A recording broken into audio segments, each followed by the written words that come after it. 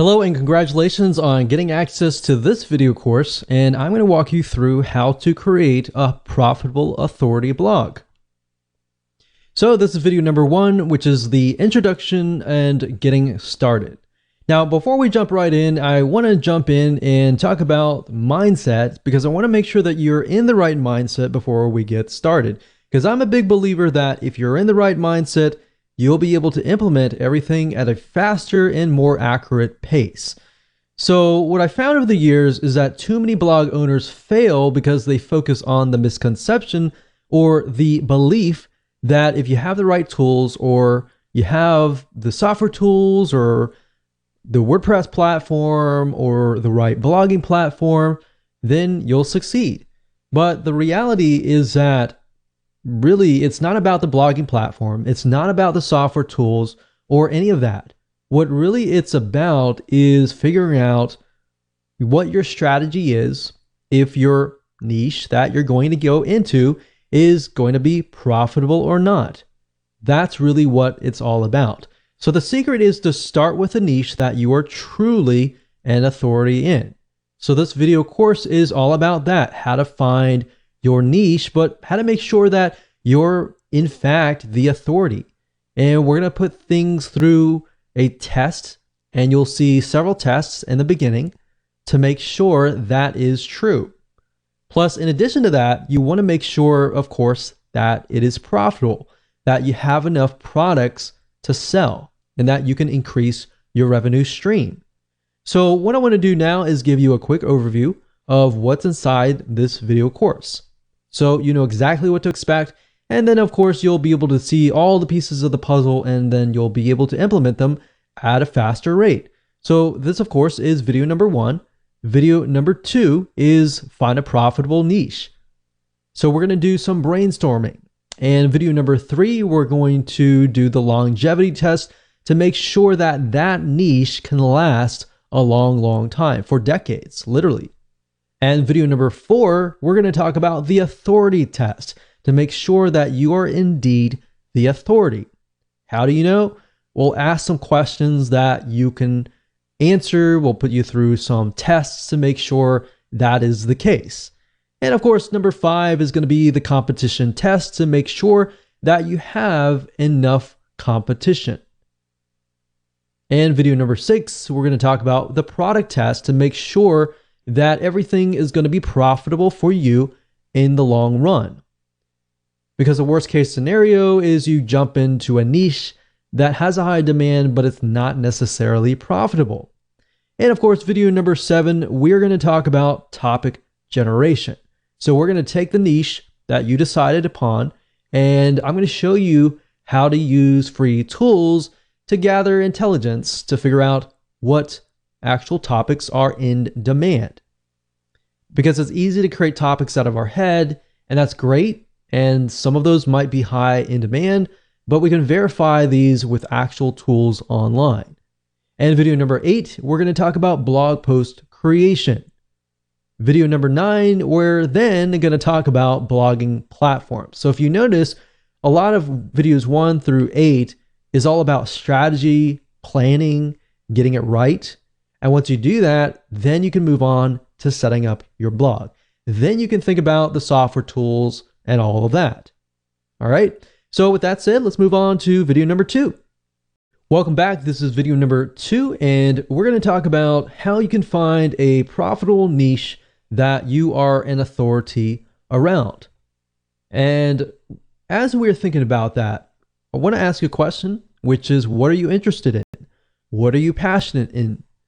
And I want you to keep that question in your mind. And the reason being is because I want to address an issue. And the issue is that many people tend to choose niches based on profitability. And that's the wrong way. Here's what you should look for. You should look for something that you're interested in, because if you look at the profitability or the money first, you will fail eventually, because you will eventually run into a roadblock and you will get overwhelmed. It'll be boring and you'll have no interest in it to continue. And another thing is you won't look like you really know what you're talking about. So start with your passion. And the great thing about that is that people will trust you. They will begin to see that you're passionate about it. Have you ever been to maybe a blog or a webinar or something of other, and you have noticed that the speaker is not passionate whatsoever? They just feel like they're there because they're there. Does that really make you want to trust them? If they are not really passionate, that you can tell that they don't really know what they're talking about, but they're just trying to get by. That probably turns you off, right? Well, same goes here. You don't want to portray that in any way. What I'm trying to get here is that you want to portray yourself as the expert. And to do that, you need to be passionate about the niche. So over time, like I said, things will get boring and you will lose sight. And once you've lost sight, that is the beginning of failure. So what I'm trying to do is I'm trying to set you up for success. Now, here's an example here. A while ago, I considered a niche called scrapbooking. I had zero interest in it, but I did this because I was trying to follow the money. What happened was it flopped. It died. So what I realized over the last decade was what gets you over the roadblock is being passionate about the niche. So here's my recommendation to you, and I want you to take this exercise and just go ahead. Step one, just pull out a pen and paper, pause the video if you want to, and just sit down and just begin to jot down all of your hobbies, things that you've invested money into, things that you've been passionate about. Maybe it's something that your family's passionate about. Think about all the pains that you've been through or your loved ones have been through, and jot those down as well. Because let's be honest, if it's a pain, you've probably done enough research about it to know the advantages and disadvantages of certain solutions and all of that. So let's say, for example, you have had a kidney stone. If that's the case, then you passed it without needing surgery, then somebody else out there is probably going to want to learn from you, right? So you have some sort of experience in it. You felt the pain, you felt the suffering, you've been through and done that. So you can relate to the people that are going through it. So basically think of things that you're passionate about. And if you want to pause this video and just go ahead and do that, that's fine. After you've done that, step number 2 is now, out of these that you have written down, I want you to pick and choose the ones that you're extremely passionate about. Now, hold on to this because in the next video, we're actually going to discuss how to ensure that you can make sure that you can do this for the long term and that this passes the longevity test, which is the next video. Hello and welcome to video number 3, and we're going to talk about the longevity test. So here's a quick and easy short test that you can utilize to figure out if you're really passionate about the niche in the long term. Because you might be okay right now, but we really want to know if it's going to last for a decade or more. So in the previous video, you created many different topics and then you chose one. Now, the fact that you are passionate about this topic means that you're more likely to succeed in the long term, but we want to make sure that is the case. So here's what I want you to do. I want you to get a timer, whether it's your phone, whether it's your watch. From this topic, what I want you to do is try to jot down at least 10 to 15 different but very specific topics around this one topic. So in other words, let's do half an hour.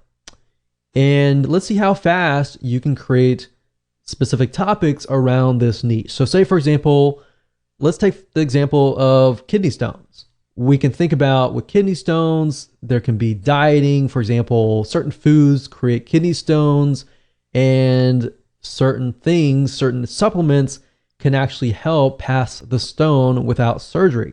Now, can you create 10 or more topics? So I created 2 out of those.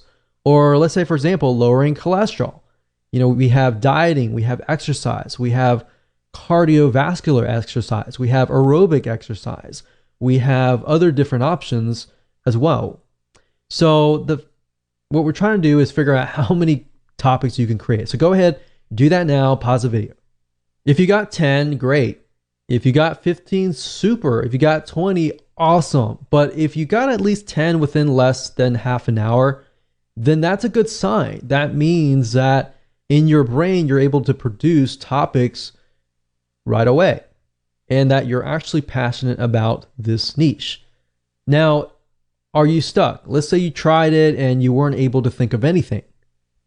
If you're stuck, then that kind of means that you need to move on to the next one. So look back on the list of pains and hobbies, pick another one, and go through the cycle again until you find one that works. Now, here's the final test. Let's say you found something that you were able to write 10 for. Is this something that you would feel comfortable writing day in and day out?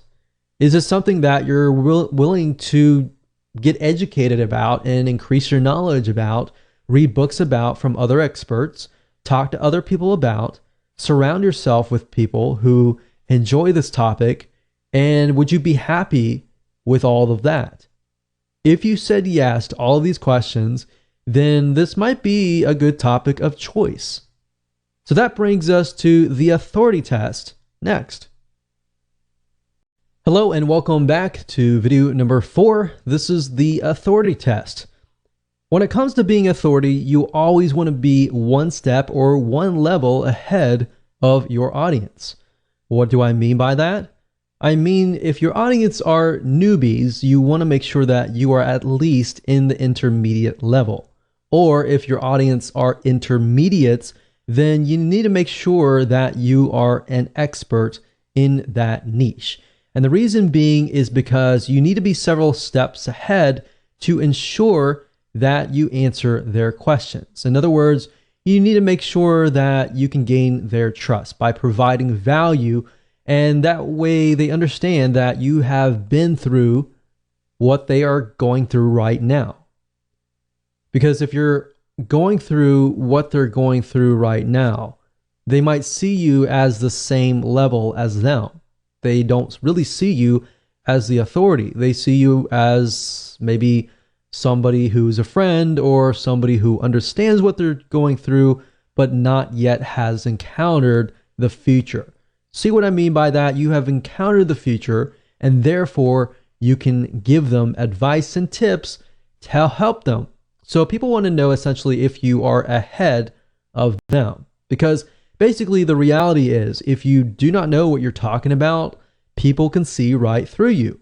They won't trust you, and in the end, they will not buy from you. Because at the end of the day, people buy from people that they like and trust. So trust is a bigger, major factor here. So that's really what this whole formula is all about, is how can we get people to trust you? And ethically and rightfully so, if you know the niche, you know the advice and the tips, and you've lived it, then you're more likely to be able to connect. And by connecting, you understand their struggles.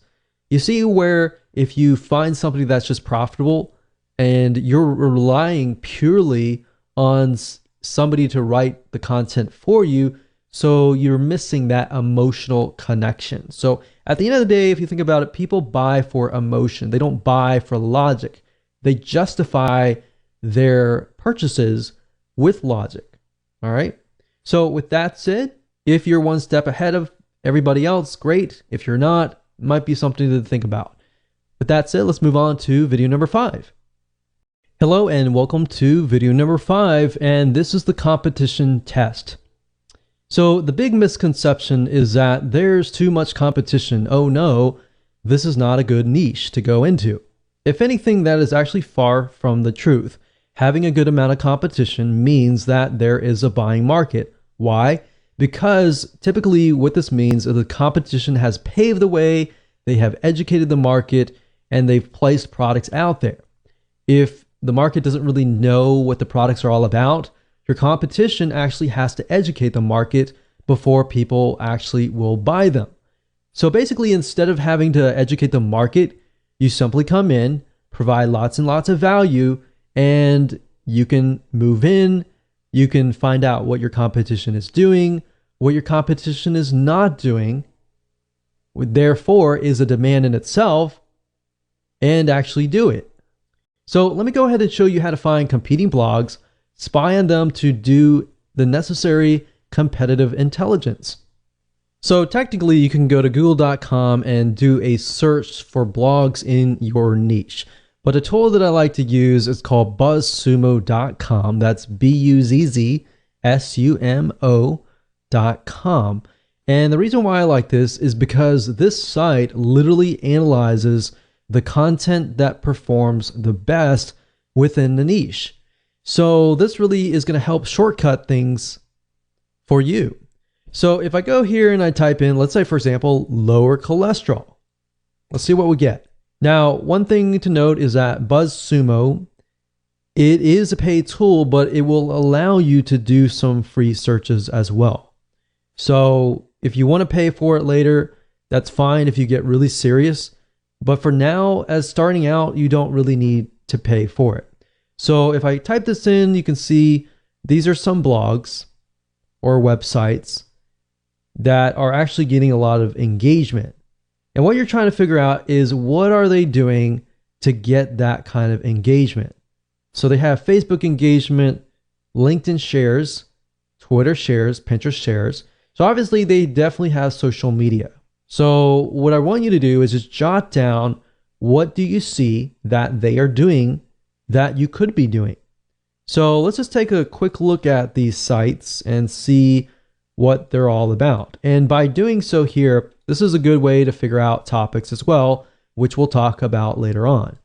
But let's just take a look at the sites and see what they are doing. So if we go here, it's theheartysoul.com, and we can see they have different sections, one for food, one for body, one for lifestyle, and it's just these three categories, and then they have subcategories within each. So for example, food, when it comes to lowering cholesterol, there's breakfast, there's snacks, there's entrees, there's salads, there's quick and easy meals, there's sides, there's desserts, beverages, specific diet, brands to avoid, herbs, spices, and more. So you could even jot these down if you wanted to and categorize them. And if we scroll down, we can see that this article here talks about statins don't lower cholesterol. So statins is something that it's a drug that people use to lower their cholesterol. But it's saying in this study that it increases cancer and memory loss risk. So obviously this is a very controversial type article, and that's what they're doing to get all these likes and shares and more. Now, if we go to the other blogs and just take a look at how their site is laid out. So they have a topics. It looks like they have very, very general. It's not necessarily related to health, but they do have one section related to health. But this looks like it's just an article. But you can see the length of the article is actually quite long. It's a good, decent size article, maybe about 700. No, it looks more like 1,000 words. But nowadays, your articles and your blog posts can actually get to the length of 1,500 to 1,000 words per blog post. And of course, if you have videos, that's good too, to get people to actually stay. So we can see that these sites don't really focus just on cholesterol, but they focus on the overall arching view of health. Now, what this allows you to do is this allows you to create a profitable authority blog based upon a very, very specific niche. If you focus only on, let's say, lowering cholesterol or how to pass a kidney stone without surgery, then that might actually allow you to convert more sales because the person that you are attracting is more likely to be in that mindset, right? So for example, if somebody comes to this blog, they might be interested in lowering their cholesterol, of course, because of lifestyle, but they might be coming here because they're interested in relationships. So it's not really targeted. So that, I think, is something that could be improved and something that you could even do yourself. So that's what I would do. I would go to these sites, jot down at least 10 or so things that they could improve and that you could follow, that they are doing that is working for them. and you can compare different blogs to make sure that all of these blogs are doing the same thing. If they're all doing the same thing and they're doing really well in that area, it might be something that you can actually mimic. Hello and welcome to video number 6, and let's go ahead and do the product test. Now, at this point in the time, you know for a fact that this is a niche that you want to go into.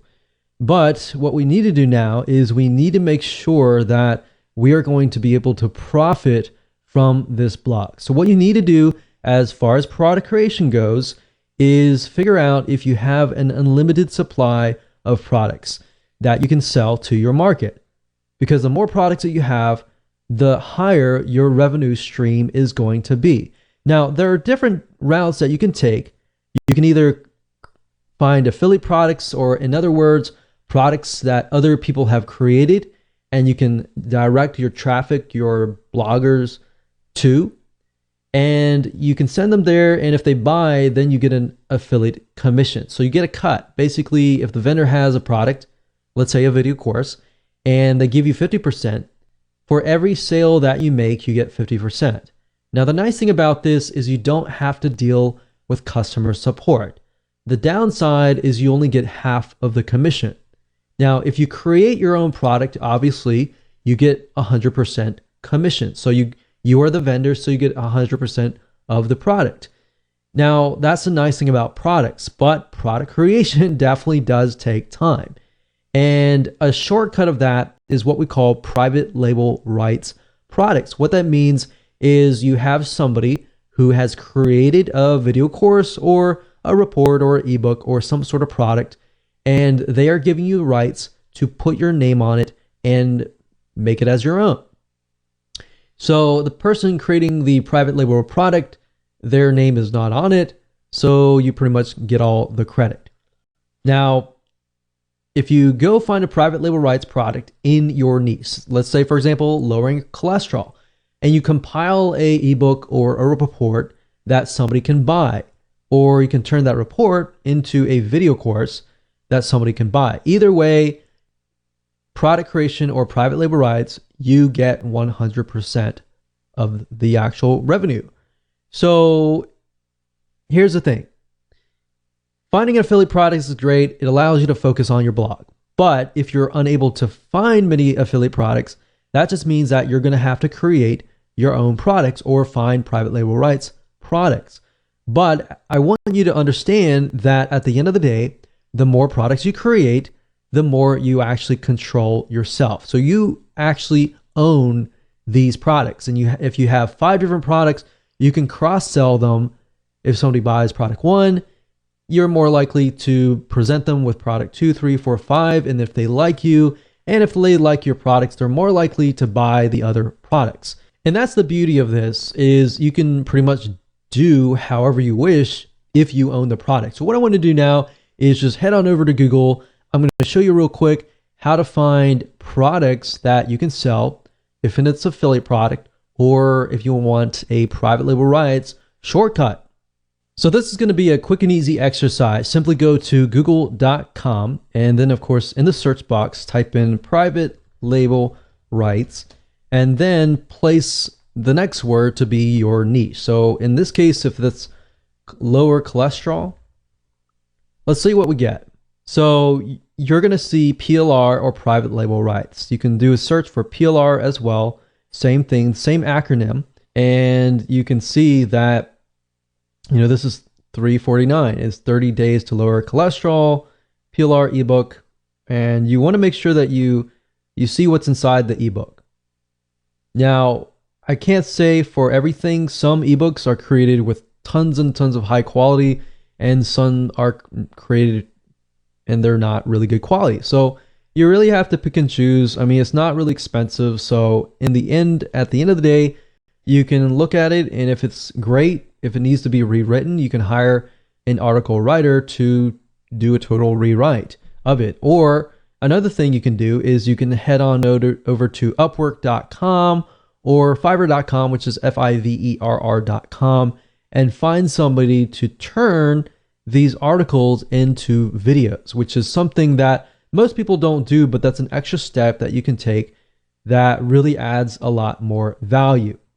Now, aside from private label rights, finding affiliate products or products that have vendors who have created a product that you can promote to get an affiliate commission, you go to clickbank.com and you click on their affiliate marketplace and you type in a keyword here. So let's say cholesterol and see what we get. So out of this, we can see there's 122 products, which is a good thing. That means that we have enough products that we could potentially sell. And as you can see here, the initial sell is $24.45, and that means that you're going to get that amount of money.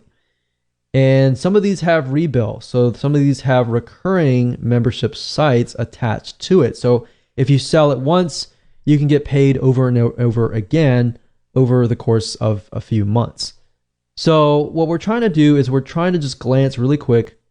You don't have to buy anything right now, just kind of get an idea, is there actually affiliate products out there that we can sell and promote and get a commission? And we can see that there is indeed 122. All right. So another thing you can do is you can go to Google and we can say lower cholesterol or just cholesterol affiliate program and see what kind of affiliate programs are out there for products that are helping people lower cholesterol. And you would simply go here, you would take a look at it. You could contact the vendor to get more information or even get private access or complimentary access to the actual product to test it out to make sure that it is good for your list. So over time, if you build a list of, let's say, 500 people or 1,000 people, over time you have more leverage the bigger your list is, or the more interactive your actual list is. So lists can be email lists, it could be Facebook likes, it could be Twitter followers, and more. But this just gives you an idea about what is actually out there and if you have enough products to sell on your blog for the future. Hello and welcome back. This is video number 7 and we are going to talk about topic generation. So it's time to go one step further and figure out a larger list of topics. Now, we obviously have a list that we created earlier, but we want to make sure that we verify that they are truly in demand. And that is something that people are asking for out on the internet. So how do you go about verifying this? Let me go ahead and show you. So there are several tools that you can use that don't cost you any money to try to figure out topics that are in demand, that people are searching for. And the two sites are Google and SEMrush. Now, SEMrush does cost money, but at the same time, they do allow a free search, which gives you a limited amount of topics. And as you can see here, I went to SEMrush, that's SEMrush.com.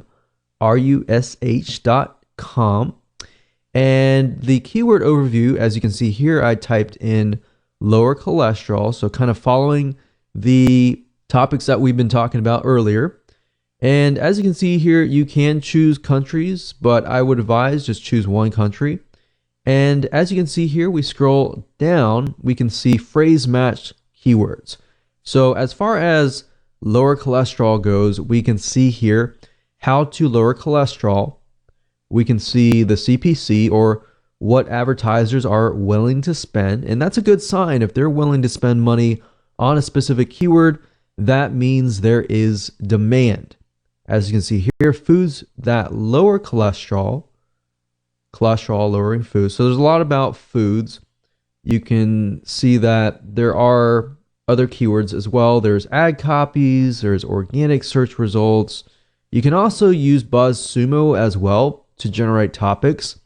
And in addition to this, if we head on over back to google.com, up at the top here, if you put in the address bar a keyword, let's say, for example, lower cholesterol, you'll notice that as I begin to type things out, Google will actually try to complete your sentence with lower cholesterol diet, lower cholesterol fast, foods, exercise, and recipes.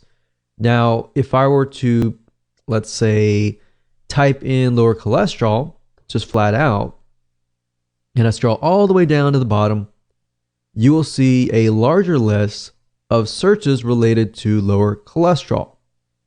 Now, what this allows you to do is it allows you to see the high demand searches. In other words, Google's not going to show keywords up at the top unless people are actually searching for them.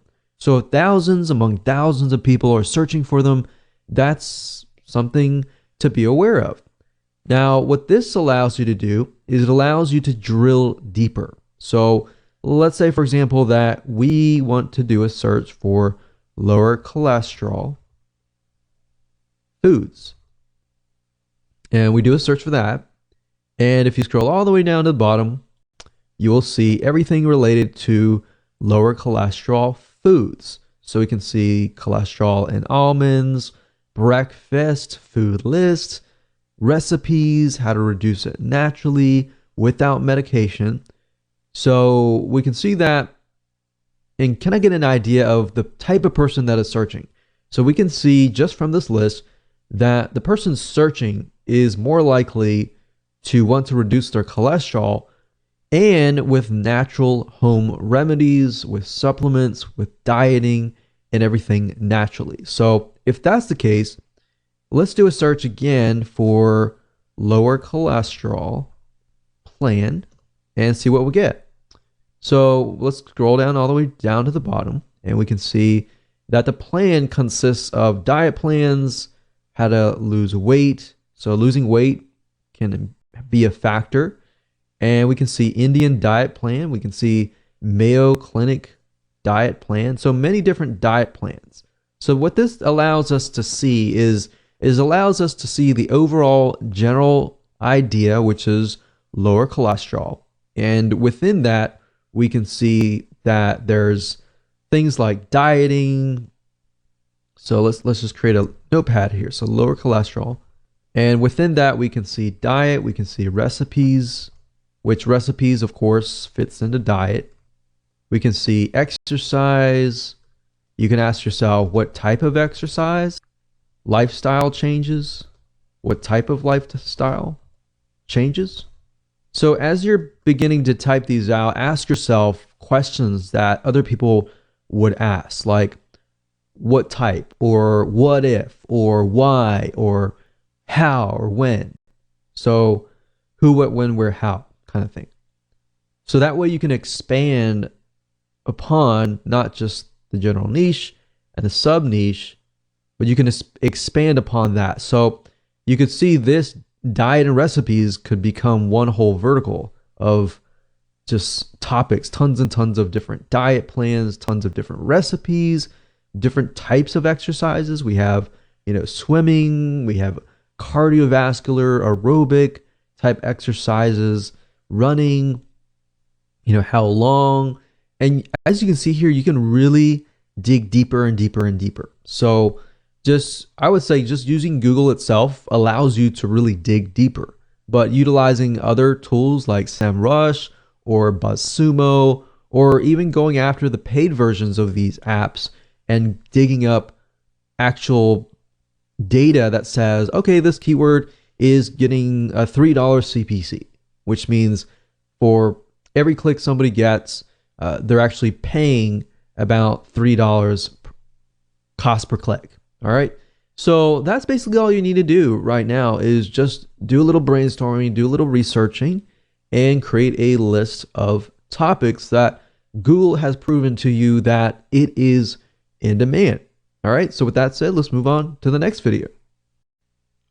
Hello and welcome to video number 8. And let's talk about blog creation. How do you go about creating the blog posts now that you have a list of different topics that you might want to create? Should you use videos, or should you use articles, or how long should they be? Now, if you took a look at the BuzzSumo examples in the previous videos, you notice that the articles were pretty long. They were about 1,000 to about 1,500 words for an article. And that's pretty much standard nowadays. But if you can get to a point where it's like 2,000 articles and you have a video, that actually will keep the retention rate of somebody who lands on your blog. So that's the recommended thing to do, is to create an article, and you can outsource this if you want, but I would recommend you actually try to create the blog outline yourself, because if you're passionate about it, it's going to be easier. And one little tip that I have to say to speed up the process is be using something like your iPhone. So like an iPhone, it has something called Siri, and Siri allows you to voice your thoughts on your notepad, and you're able to create an article at a really, really fast rate. Now, obviously, grammatically, everything might be incorrect, but what you can do is you can do that on your iPhone or your smartphone, or even Dragon Naturally Speaking, to create the article, and then you can send it to a proofreader. I create the articles and then I send it to the proofreader, because that allows me to be creative, that allows me to just push it all out, and then it allows somebody else to do the grammatical checking and the spelling and all that to make sure that it actually flows. Now, once you're done with that, what you can do next is you can head on over to places like Fiverr.com, Fiverr.com, and you can hire people to actually read your article and get them to turn it into a video. So essentially what you're doing is the video is the same as the article.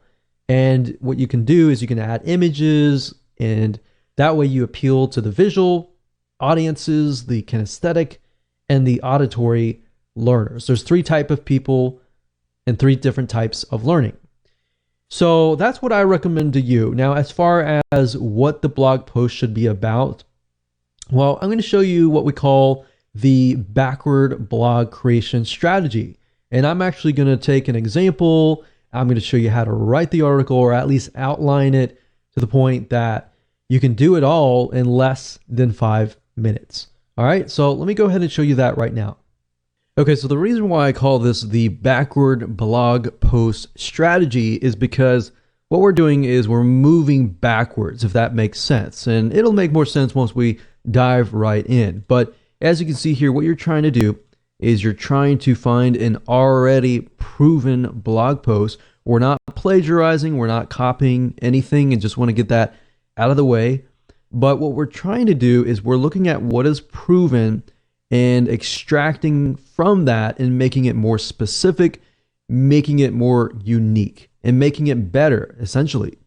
So we find that proven blog post, and then what we do is we can break it up. So this one proven blog post could essentially become 10 or 15 or 20 even smaller blog posts that are actually more specific. So let me show you this in action. This is super, super easy to do. We're not plagiarizing by any means, so I just want to make sure we understand that and that is clear.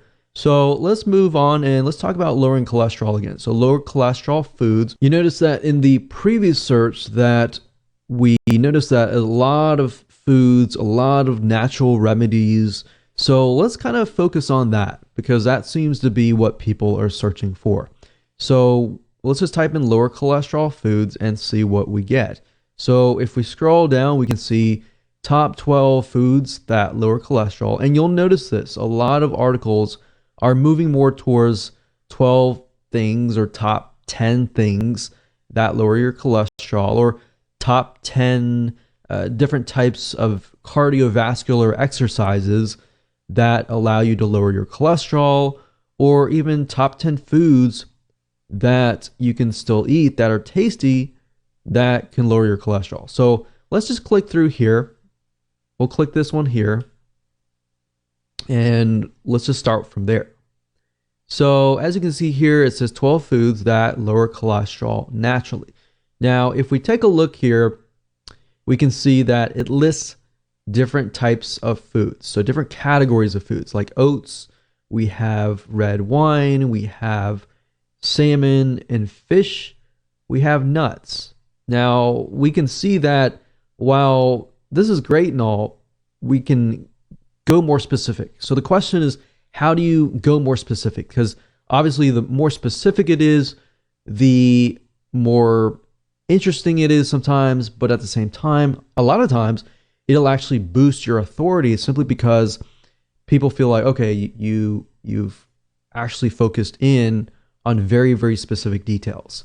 So instead of saying like the top 12 different foods that lower cholesterol, what you can do here is say, for example, fish. You can say the top 10 fish that actually lower your cholesterol, or top 5 fish that lower your cholesterol, top 5 types of nuts. Because as you can see here, there are many different types of nuts. There's our pistachios, for example, that can help lower cholesterol. And there are many other types like almonds that can help as well. So try to go through here and just break it down. So let's just go here and we can see here that it's talking about nuts, oats, red wine, salmon or fish, nuts, and let's scroll down and see what else. So we can see teas, we have beans, we have chocolate, we have margarine, and we have garlic and olive oil. So there are actually other olive oils or types of oils that can lower cholesterol. So we can do oils, and let's just start with that. So obviously oats are oats. Red wine, there might be different types of red wine.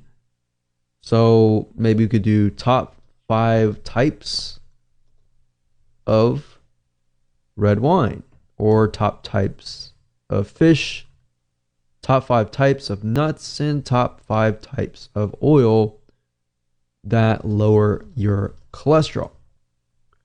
Now, indirectly, what you're doing here is, even though it is very, very specific, you're actually helping Google figure out what your site is all about. So there we go. From this one article, we were able to create 4 different articles. And because it's all very consistent, all we have to do now is we can go back to Google and type in, let's say, top beans to lower cholesterol. So right off the bat, you can see eating a cup of beans can lower your cholesterol as much as 10%. So we have navy beans, kidney beans, pinto beans, black beans, and chickpeas. That's already 3, 4, 5. So there you go. So you can easily find other articles out there that are based on these articles. So you can hire an article writer. Of course, there are many different places that you can go to hire article writers. Fiverr.com, that's Fiverr.com, is one good place to go to. And another place that you can go to is Upwork.com.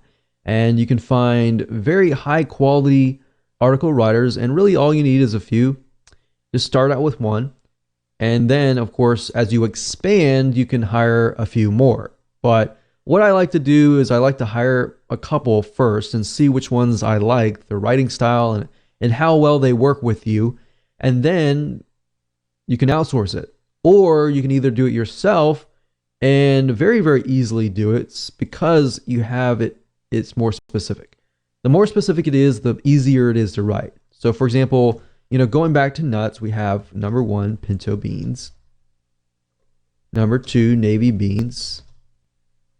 Number 3, 4, 5. So all we need is 3 more, which we have those. So kidney beans, chickpeas, and butter beans. So all you have to do is simply hand this to an article writer and say, hey, I want you to write an article on the top 5 types of nuts that lower your cholesterol. And I want you to cover the what and the whys. So basically, this is how it goes. As far as writing a blog post, to make sure that they convert, you always want to cover the what and the whys. You can cover the whens, that's fine, but you don't really want to cover the how. The how is the solution. So the solution is a how, and that essentially is what you are trying to get somebody to buy your product, is the how. So you get people interested in lowering their cholesterol. They learn about the what's and whys, and now they need to learn how to do that. All right. So that's how to create a high converting blog post at a very, very fast pace. Welcome to video number 9, and we're going to talk about blogging platforms. So congratulations, you've reached the end of this video course, and now it's time to talk about blogging platforms. We're going to talk about two things, WordPress or Blogger. And the reason why I want to talk about Blogger is because I know many of you might have the temptation to use Blogger, and Blogger is great. And you can use both, but I recommend the WordPress being your actual blog. And of course, if you want to use Blogger, you can use it to kind of bump the rank up of your WordPress site. So let me explain. Blogger is owned by Google. It's also known as blogspot.com or blogger.com. If you go to either or site, you will go to the same site. This is owned by Google, and it is able to rank super fast. In fact, you'll notice that many self-made authority figures in different niches like you are using blogger.com. And if you notice, they rank really, really fast in the internet. Now, here's the downside of Blogger or blogspot.com is you don't own it. So this means if you get banned for whatever reason, you lose your asset, right? Now, that's where WordPress comes in. Ultimately, you need to have your own asset, especially if you're building a business surrounding this. This is a serious thing. So that's why we recommend WordPress. And you need to buy your own domain. You need to buy your own web hosting. And usually, typically, most web hosting companies have WordPress. So you can simply log into the panel or even ask them to install it for you, and they will install it, and you're good to go. So I'm going to explain a little bit more depth about WordPress. How do you find a domain? How do you go about finding web hosting? What web hosting companies we recommend? And how do you create your blog? How do you find themes? And we'll cover all of that in just a second. Okay, so in order for you to get this to work, you need to have a domain name because you need to have your own brand, essentially. So what you need to do is you need to head on over to a site called Namecheap.com. And what Namecheap is a domain registrar, which is where you can buy your domains. So you can go here, and if the domain is available, you can actually get access to it. So if we say something like lower cholesterol, and I'm pretty sure lower cholesterol is taken, but we'll just do 1, 2, 3, 4, 5, 6.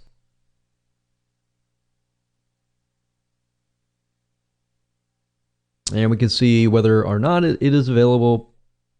And I'm pretty sure it is just because put the numbers in it, but I don't recommend you do that. I just recommend you find whatever domain that is great for you, and then of course add it to your cart, buy it, and you're good to go. So you pretty much have completed the domain part. Now you have to get web hosting. So essentially the way it works is this. If we go back over here, you need two things. You need a domain name, which is kind of like an address, and then of course you need to have web hosting. So if you think about it, a house or apartment, you always have an address, right? And of course, the address points to a house. And then a house actually has furniture in it, and you can change the outlook of it, the design of it, and all that. That's basically what web hosting is all about. So what you need to do now is you need to find a web hosting company that specializes in WordPress, because you're going to be using WordPress. Now, just keep in mind that WordPress is a very intensive type software. So as you grow your WordPress site, it utilizes a lot of RAM, a lot of server processing speed as it grows. So that's just something to keep in mind. So what I recommend that you do, you can either go to Google and you type in top WordPress hosting companies and go from there, or you can specifically use the ones that I'm about to talk to you about. There's one site called knownhost.com. We've used them. They have one of the best customer supports as of now, and they're very, very fast. The one good thing about web hosting companies is, as far as trying to figure out whether or not they are good or not, is to figure out how fast their support really is. If you email them, and you might want to test it out, if you contact them and they take hours and hours to get back to you, move on to the next place, because that's a good sign to figure out whether or not, that's a good hosting company. But we've tested this particular host and we found that they're really good. So what you want to do is you can head on over to here, and what you're looking for with WordPress type web hosting is SSD. So any type of SSD is going to be really fast. So you can pick the $25 per month plan, for example, and this is going to be reliable because this is a reliable host. You always want to choose a reliable host. The next host that's good for web hosting for WordPress is a2hosting.com. And if you go here, you look for the cloud hosting, or you can look for the shared hosting. So if you click on cloud hosting, you can go through and purchase whatever you need. Typically what you can do is you can start out with the very basic plan, and then of course move up from there. So as you can see, A2 hosting uses SSD, which is what you want. If you see any hosting that is using something like HDD, which is a regular hard drive, then you might want to pass. So for example, there are a lot of web hosting companies out there. HostGator also provides WordPress hosting. I cannot recommend HostGator. Have not really had the greatest experience with them. But KnownHost.com is a great web hosting company that we have tested, and it has been tried and true. So once you've gotten your domain and your web hosting, the web hosting company will provide you with information on how to connect the two. So they will provide you with that, and if you have any problems with that, you can talk to them about that.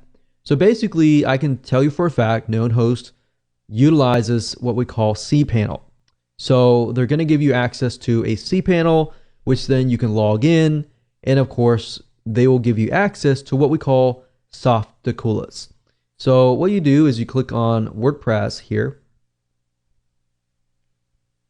And this is basically an app installer. So instead of having to go to WordPress.org and install the 5-minute installation file, which really isn't 5 minutes, by the way, it's more like maybe 10 or 15 minutes or even more, depending on your expertise. So that's why I find this route is just a lot easier, because with this Softaculous, all you have to do is simply go down, click install now, and you fill in the details, and within less than 3 steps, you have installed WordPress. So up at the top, if you scroll down, you're going to see the in-directory option. What this means is basically if you want your WordPress blog to be installed on www.yourdomain.com, if that is the case, leave this blank. If you want to install the WordPress blog in a subfolder, then that's when you can actually enter a directory here. So if this case, we can just type in test blog, you fill in your site name, your description, and then of course your admin username and password. And then of course you can choose the advanced options, and then you can actually select a theme.